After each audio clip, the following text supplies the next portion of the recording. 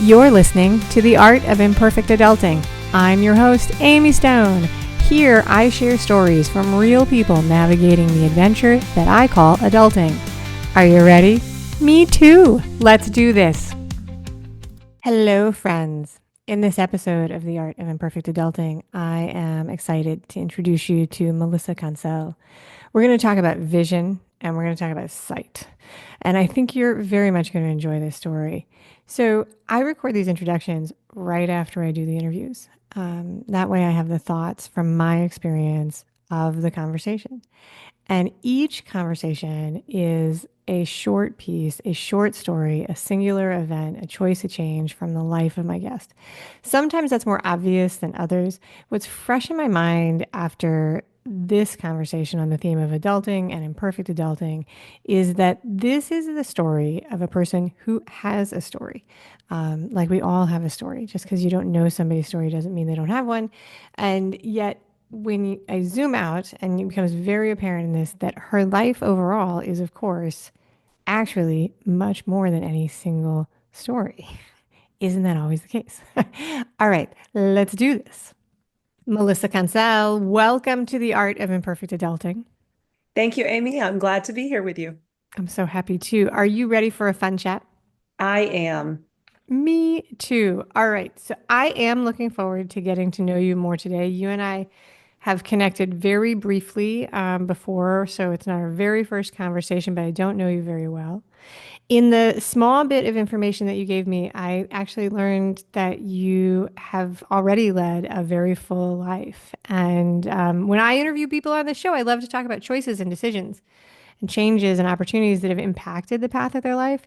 You actually Mhm. submitted three, and you submitted vision loss, a relationship story, and a job change. And I thought that while we could talk about any of these things, the one that spoke out to me is the story about your vision, because I Mhm. think that probably has a broad impact on tons of things. Does that sound good? Sounds great. All right. This is probably a story that you lived it, and probably, I'm going to guess you talk about it a lot. It depends, more so when I meet new people. But yes, I was diagnosed with a rare genetically inherited eye disease. It's not curable when I was 10. I had what I would say was relatively normal vision, probably a little nearsighted prior to that, but we used to have eye tests every year in school, and that year I failed both of them. And that sent us to this process of trying to figure out what was going on. I had to go to three specialists before they were finally able to identify the disease. It's called Stargardt's disease. It's a form of macular degeneration, but it happens when you're young. At the time, it was very rare. I've come to learn recently that it's being diagnosed more. I don't know if it's just more broadly diagnosed now, but currently it's about 1% of the population has the disease. So it's still fairly rare. And as I said, there's no cure. And so at the time, the doctors said, well, she'll never be able to drive. She won't be able to be in normal classrooms. She won't be able to write on paper. She won't be able to match colors.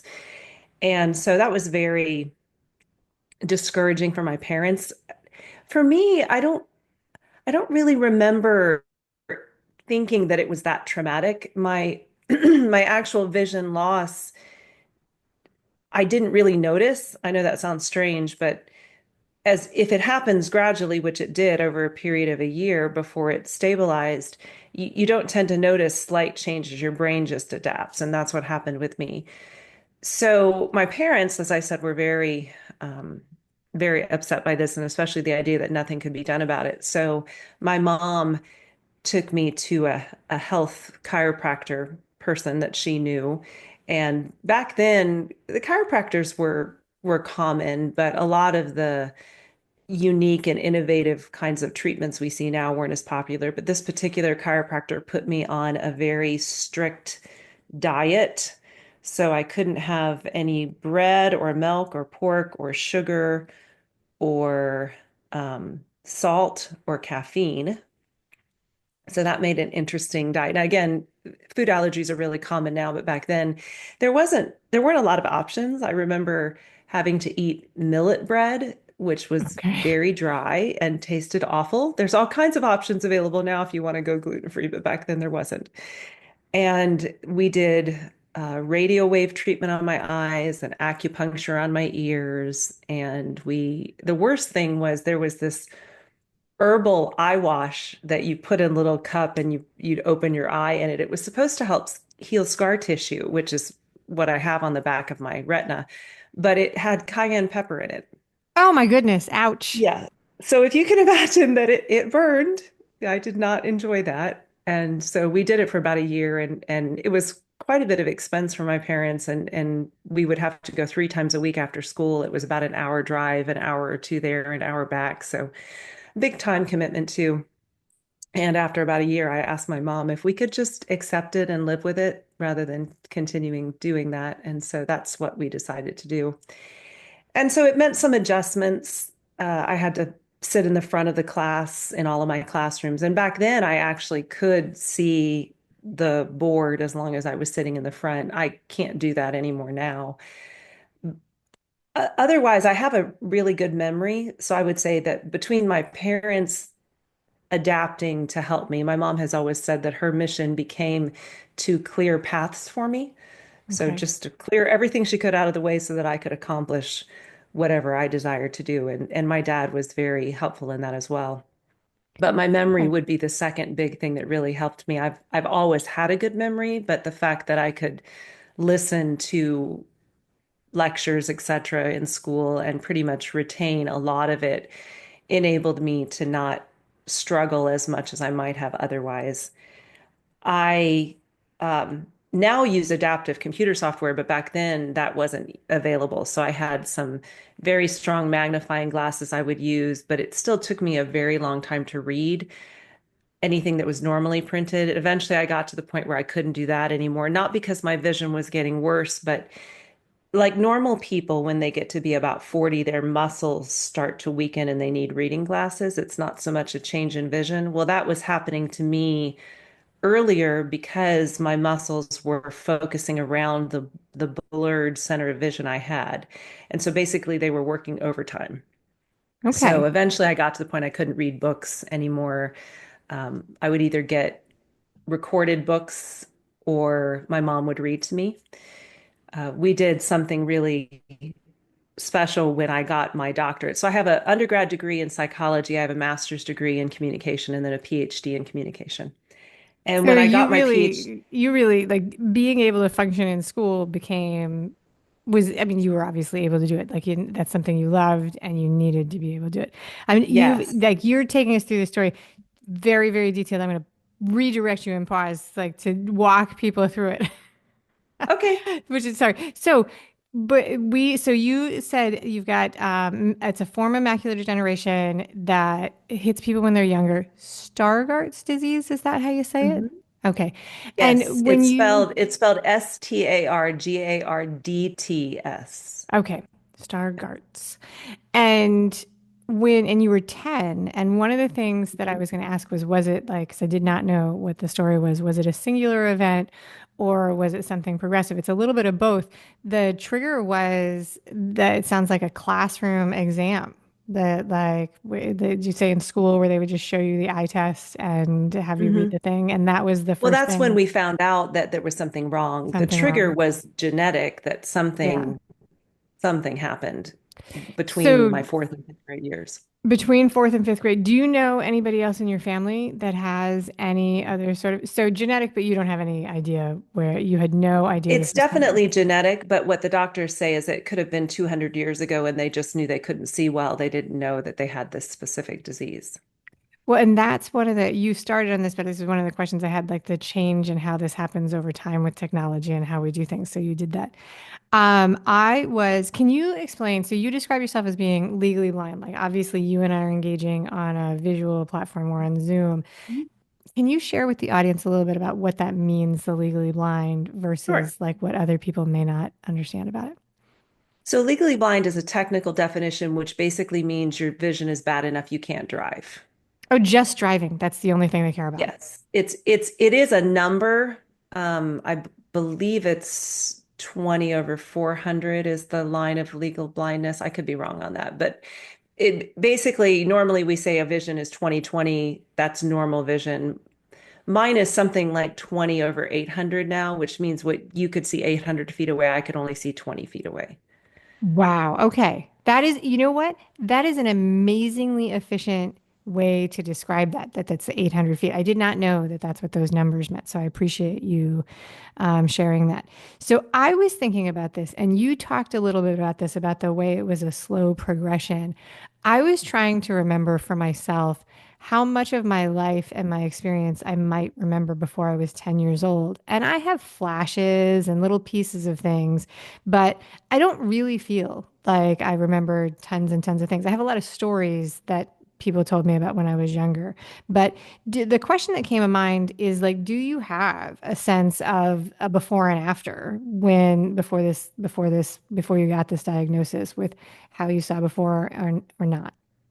Not not visually as far as my visual memory, and because of the adaptations that my parents and I were able to make, I don't really know that I can even say school wise I noticed a big difference. I did always love reading books. When I was in first grade, I read 100 books as part of a reading challenge. So I loved reading books, and that was something that became very challenging for me afterwards. We started getting large print books at the library Okay. so I could still read. But because it was so difficult, I didn't do as much reading. And it pretty much became that all the reading I did was all what I had to do, not reading for pleasure. So that Okay. was definitely a big change. But other than that, I think my body and my mind just naturally adapted. And being so young, it wasn't as traumatic, I think, as if I had been older. Yeah. No, and you were, yeah, because you were able to adapt and move forward. I know somebody who went through a version of this when they were in their mid 20s. And they found it in a job exam. They were training for a job that required an eye exam, and that's when they discovered it. So it was a pretty dramatic life shift because of when the time of discovery in a different form. So this, when I talk to people about changes and decisions, right, they can fall into two kind of categories: changes we make for ourselves, and then things that we do because of things that are outside of our control. And obviously, you did not wake up like one day I woke up and was like, I think I'll get LASIK. You did not wake up one day and say, you know what I'd like Stargardt's disease. And so when I want to talk about, and you were talking very generously about this already, about the support that was around, Mhm. and the people that supported you. You were a kid, and it sounds like your parents were willing to pave the earth to do research and try all of the things. You talked about some of the modifications. You moved to the front of the classroom to be able to see the board. You have modified the books and the way you consume written content for sure. What do Mhm. you remember any other modifications as a kid and some of the things you do? And then we'll move into talking about some of the things you do today and how technology has shifted that. Mhm. As a kid, other than the reading issue, that was probably the biggest thing for me. I never did end up having a problem matching colors. I could still write on paper. So the reading was a big thing, and the driving didn't really hit me until I got older, to the point that I should have been able to start driving and I couldn't. So those were the biggest modifications as a child, just being able to adapt to school and reading. And so I have a blurred center of vision where we have 180 degrees in each eye, and probably a good three-quarters of that is a big blurry spot in the middle of my vision. So only my periphery is clear in each eye. But as I mentioned, my brain and my eye muscles worked around it, so I didn't see that blurry spot when I was younger. I actually didn't start seeing it until I became about 30. Really? And Okay, that's yeah. interesting. And so while it still impacted, because it's a retinal issue, it still impacted that I couldn't read normally. I didn't actually see blur. So I could still make normal eye contact with people. And I didn't generally have any kind of a problem with, running into things or falling or anything like that. Once the blur became visible to me, then those started coming into play. So now I have a very hard time making eye contact. My camera is at the top of the screen. I have a large screen that I'm looking at, but I'm having to look almost to the bottom of the screen to make it look like I'm looking at the camera. I So, do not have any visual modification. I'm constantly looking at the wrong place in every single Zoom meeting I do, in every single selfie I take. I'm always looking in the wrong place. So yes. So I the same thing. commiserate with you. I take pictures and I'll say, okay, does it look like I'm looking at the camera? And usually I have to look down at like the person's, chest in order for it to look like I'm looking at the camera. And so that's disconcerting. It used to be people really couldn't tell that I had the disease unless they saw me read. Okay. But now it's a little more visible in the way I make eye contact that something's off and not quite the way it should be. Kids are great, especially because kids will start looking above their head like this to try to see what I'm looking at because I tend to look above Okay. or above the blur. And so then I have to tell them, I'm looking at you. It doesn't look like I'm looking at you, and I know that, but I am. That's It's okay. out of the mouths of babes, for Yes, sure, for sure. yes, So exactly. when it comes to technology, you and I might be roughly the same age. I'm not entirely sure. I'm 51. I was thinking about how some of the things might have changed since you were 10 to today, Mhm. and how we consume information. When I was in my 20s, actually, I did volunteer work for a Lighthouse for the Blind, Miami Lighthouse for Mhm. the Blind. I would go in and read the newspaper. And I actually looked it up as I was getting ready for this because they don't even do that anymore. And I think it has to do with the fact that it's not actually needed because there's more technology that will read print for Correct. people. And the proliferation of, yeah, that's the word. I mean, proliferation, it's so easy, so easily available to find audio books and resources on audio and things like that. But I was thinking about what are some of the, because there are probably a bazillion ways that this impacts you that I would never think of because it's not happening to me in my daily life. What are some of the things that you are aware of that have changed since you were 10 to Mhm. make modifications easier for you to function in our high tech world? Well, I'm very close in age to you. I'm 53. Oh, so So, okay, there you go. yeah, so we had no computers. There Right. was very little technology. So my mom reading for me basically did what you did at the Lighthouse for the Blind. Now, when I did get into my uh, college and graduate work, I was able to get textbooks read on cassette, an 8-track cassette player from a place called Recordings for the Blind. These were people who volunteered like you. Yeah. And so while I appreciated their service, it was challenging to listen to them read. So a lot of times with that 8-track, I would speed it up so that I could listen to the content faster and keep paying attention to it. And then we progressed to computers being available all through high school and even college. My mom typed work for me, so I didn't have to Okay. worry about typing. But when I decided to do my master's, I decided to move away from home and go to Purdue University in Lafayette, Indiana, and I was going to be on my own for the first time. So the Division of Blind Services there purchased me a computer, but I needed to learn how to type. And I will tell you, the first paper I had to do on my own may have been, I don't know, 5 typed pages. It took me forever to I try to bet. type that paper. What years were those? When I was, that year was probably, let's see, 90, 93, 94, So that that's area. because now the software will talk to you and Hmm. tell you, read you the menus and things Yes. like that. But that's not super old, that technology. And the first rounds of Yeah, it. back then it didn't do that. Yeah. And now I did have some software I could scan documents into the computer and those would read to me. But the screen enlargement software was nothing like it is now. So I did have something available, but it's much better now than what it used to be. Now I have a software that will enlarge my entire screen and I can navigate around the screen, or I can choose for it only to enlarge a certain window. When that kind of software first came out, it would only enlarge within a certain frame window.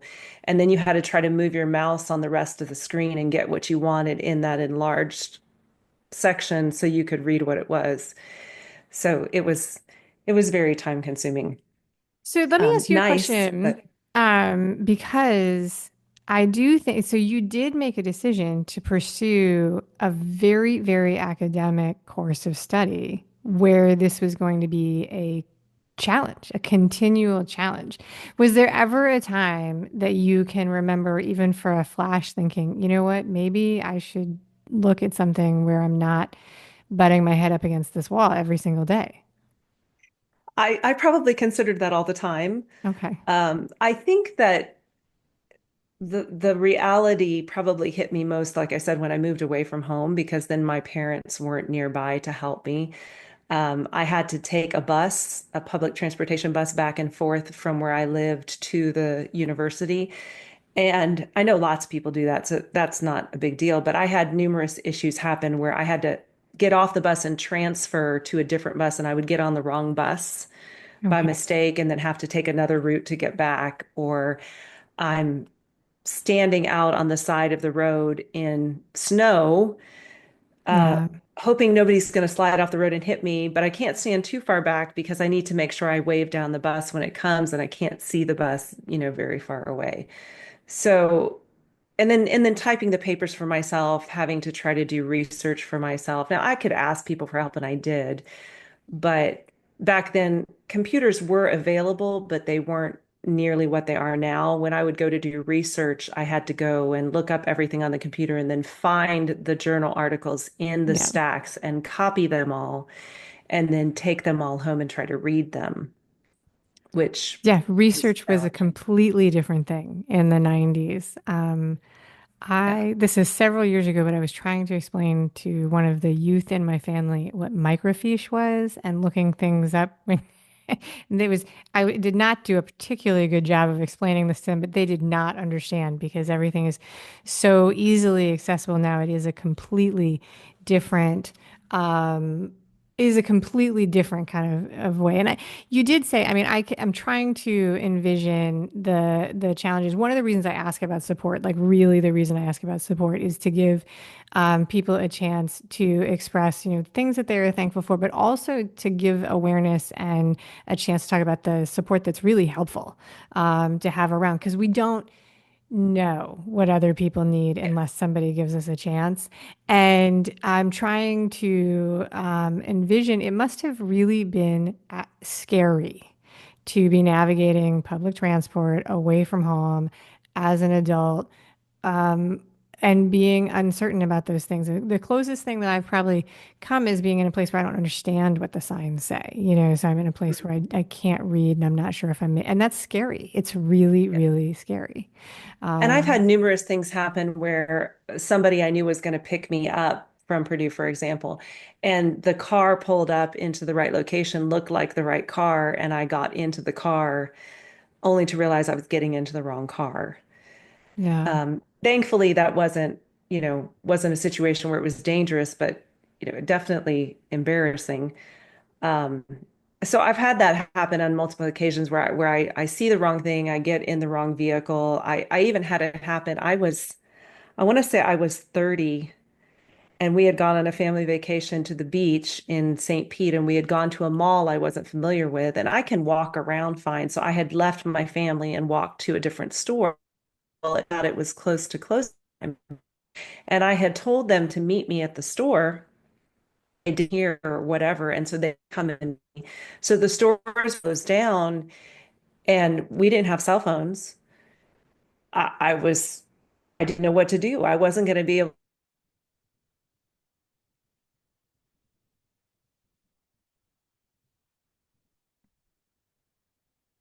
park lot until we could locate the vehicle that I came in.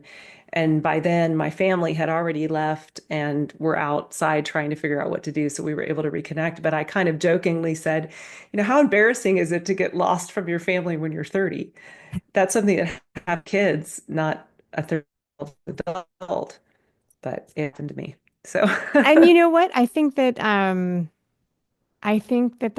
yeah, I think that's a good story to share because it can definitely happen. I mean, we think about that as being a kid's thing, but it definitely is something to be aware of. So before we had this conversation, I did a little bit of Googling about visual impairment and visual correction. And according to the nice folks at Warby Parker, which they just have that eyeglass store, so I don't know how reliable this data is, they say that 66% of the people in the world have vision correction. So like me, wearing like readers, or I had LASIK earlier, right?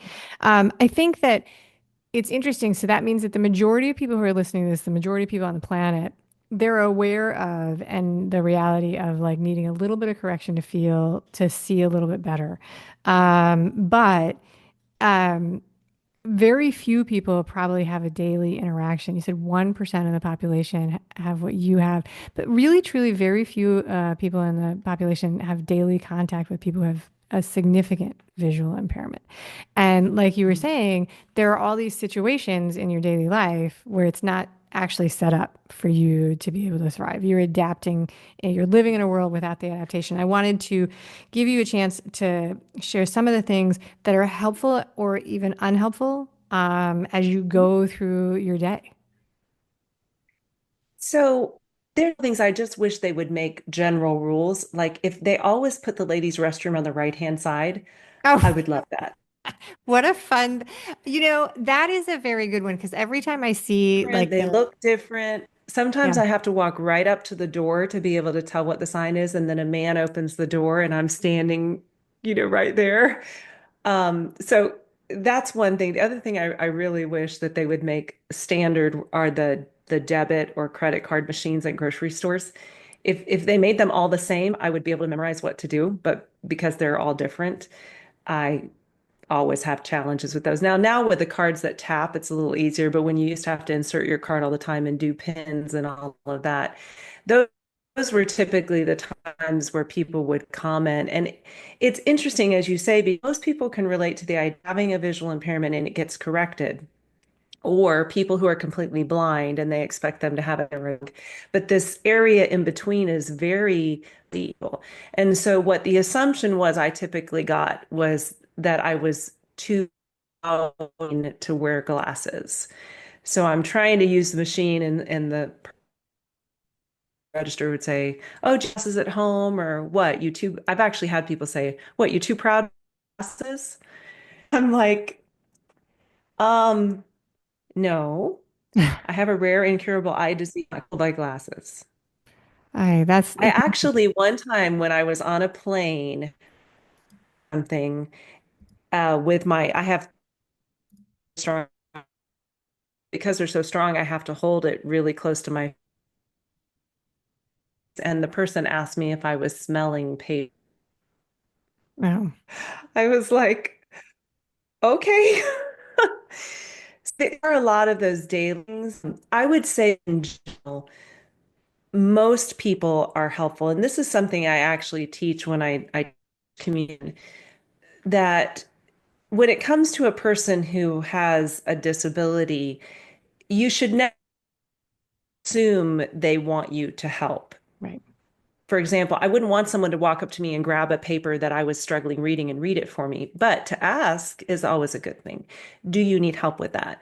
And that's what happens most of the time. If I'm struggling, the cashier will say, "Oh, here, let me help, is it okay if I help you with that?" And I'll say, "Yeah," or I'll just say, "I'm visually impaired. I can't read it.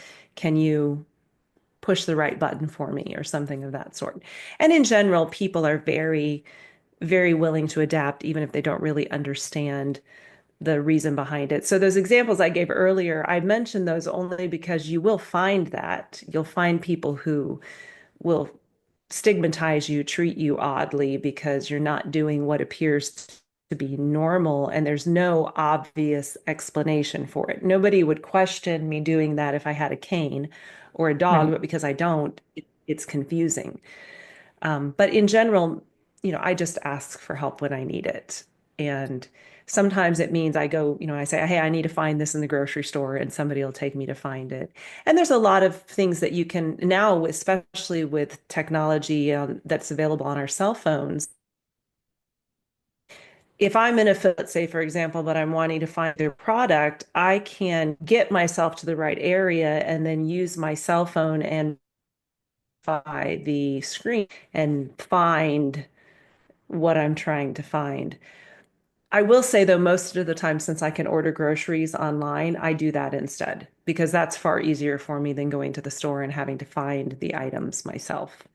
And So that's an the example. technology as it's Yeah. progressed, Yeah. yeah, has made a That's huge.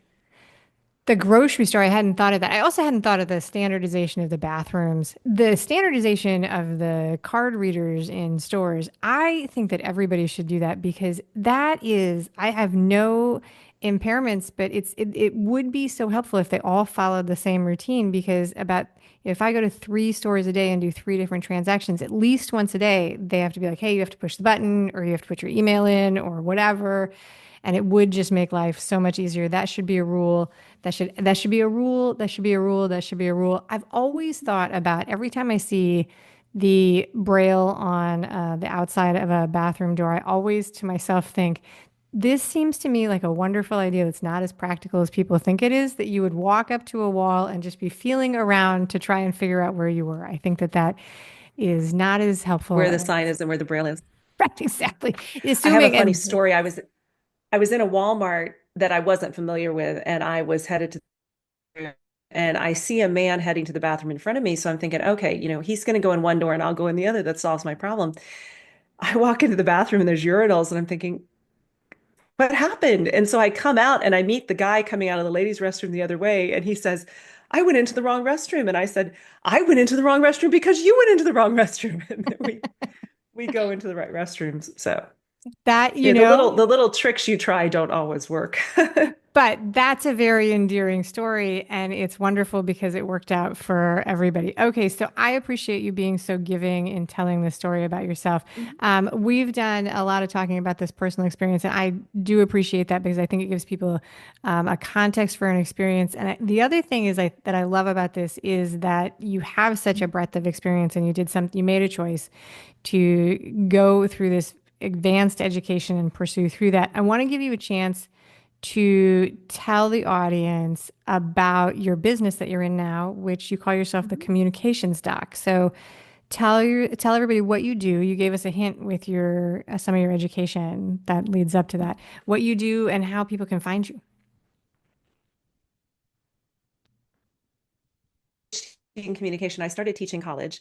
And so that's what I've been doing for the past 30 years. And recently I decided that I wanted to transition out of the academic world and start my own business, which is the communication doc. And my goal is to help committed the couples who love their spouse, want to stay married, but they struggle. They have a lot of conflict. They struggle with understanding their spouse, with communicating effectively, with maintaining connection, placing a priority on their marriage. A lot of those normal daily issues that we struggle with. I want to help them learn how to communicate effectively, listen effectively, manage conflict, and build and maintain connection. So that's really what my program is. My signature program is a group training and coaching program called Get Communication Healthy in Your Marriage.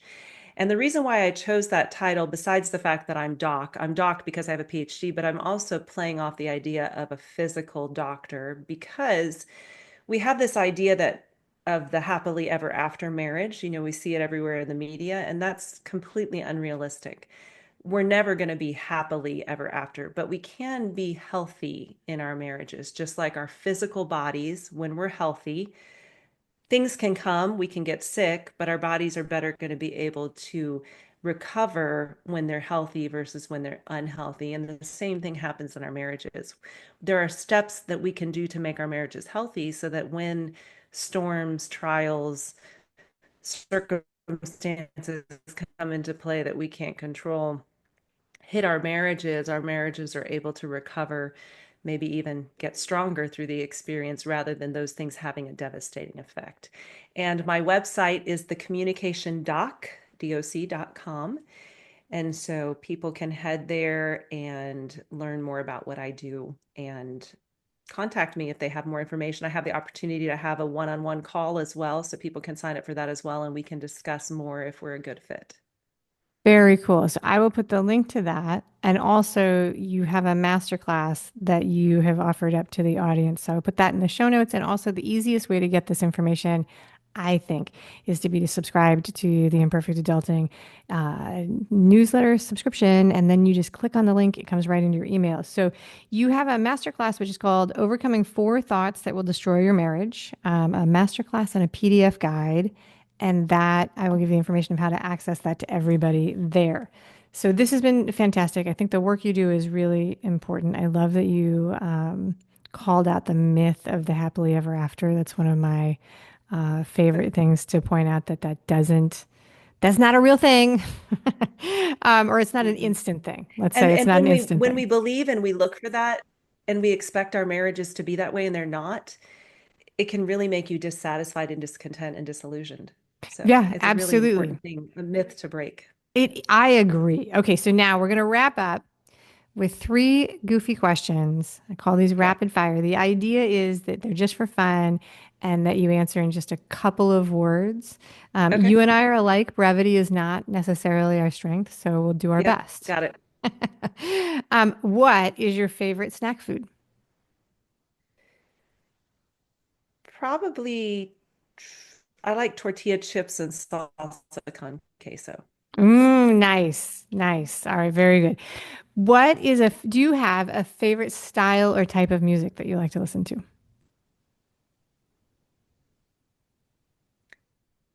Probably love songs, Okay, from any particular like decade?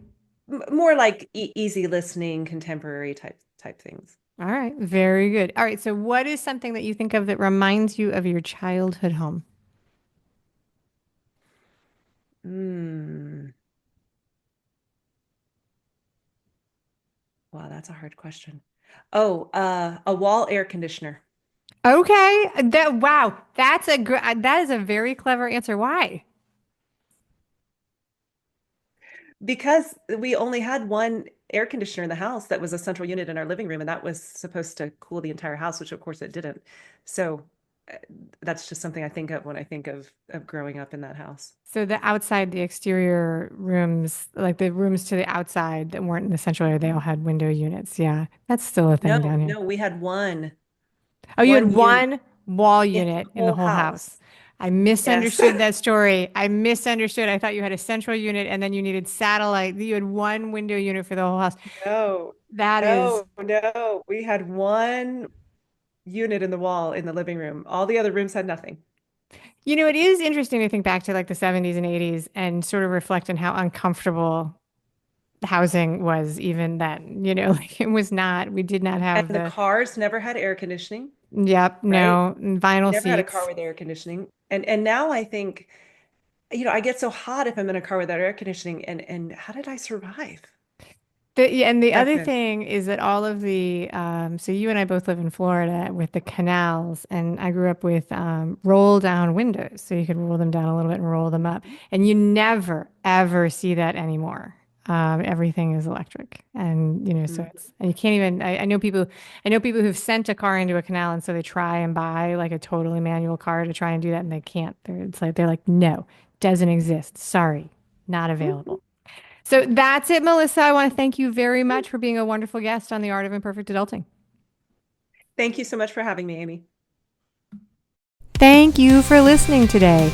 I hope that you enjoy the show. And before I go, I want to encourage you to become a bigger part of the conversation. Obviously, subscribe wherever you're listening to the show. Listen to more episodes. That'd be great. Obvi again, please write a review and tell your friends about the show. That truly is a great help for getting the show in front of new people. Okay, but more fun for you yourself, head over to imperfectadulting.com and join the email community. You'll get some free stuff right away, and that way you'll begin to get the emails about the podcast. This includes the links for the special offers from the guests, and it's the only way to get that. Also, if you aren't in the mood to listen, I actually include an article directly in those emails. Whee! Now, if you love this and you crave more time with me, Amy, as a coach, a mentor, or just adultier adult, numero uno, check out The Village. If you have a story you want to share with the listeners, I'd love to hear from you. I have an open application. Just let me know you want it. And that's a wrap for today. Until next time, remember, the journey is the destination. Ralph Waldo Emerson said that, not me. Well, until just now, I did just say it. But what I want you to hear today is that if your adulting journey isn't going the way you expected, that may not mean that you're lost. It may just mean that you're on your way. This is Amy Stone, signing off. The Imperfect Adulting podcast is created and produced by Amy Stone and Amy Says So. Anything expressed on this show is offered as entertainment, and the views of the guests may not always represent the ideas and viewpoints of the host. That's me. Amy does not intend or hold herself out to provide professional advice or recommendations of any kind. In the end, you and you alone need to make those kinds of decisions based on your personal and individual situation, needs, circumstances, and comfort level.